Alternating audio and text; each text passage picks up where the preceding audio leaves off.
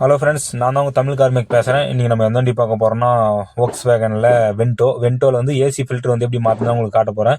தெரியாதவங்க இந்த வீடியோ பார்த்து தெரிஞ்சுக்கோங்க. நம்ம வந்து லெஃப்ட் சைடில் வந்து கீழே வந்து குஞ்சு நீங்கள் பார்த்தீங்கன்னாக்கா அது வந்து உங்களுக்கு தெரியும்.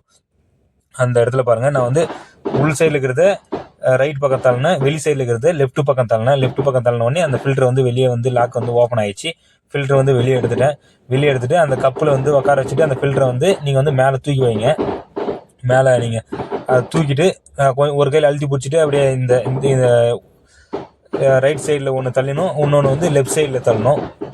இது ரெண்டுமே வந்து ரைட்டு லெஃப்ட்டு கரெக்டாக தள்ளிட்டீங்கன்னாக்கா உங்களுக்கு வந்து லாக் ஆகிரும், பிடிங்கிட்டுலாம் வெளியே வராது. இந்த இந்த இந்த வென்டோவுக்கு இவ்வளோ தான் இந்த ஏசி ஃபில்டர் வந்து கழட்டுறது. இது வந்து தெரியாமல் நிறைய பேர் வந்து அந்த லாக்கெல்லாம் உடைப்பாங்க. அந்த மாதிரிலாம் அது பண்ணாத இருக்குன்றதுக்கோசரம் இந்த வீடியோ வந்து நான் உங்களுக்காக போட்டிருக்கேன். பாருங்கள், ஒன்று வந்து நம்ம ரைட் சைடில் தள்ளணும், ஒன்று வந்து லெஃப்ட் சைடில் தள்ளணும். இப்படி தள்ளினாக்க ஈஸியாக வந்து இந்த ஏசி ஃபில்டர் வந்து மாற்றிடலாம்.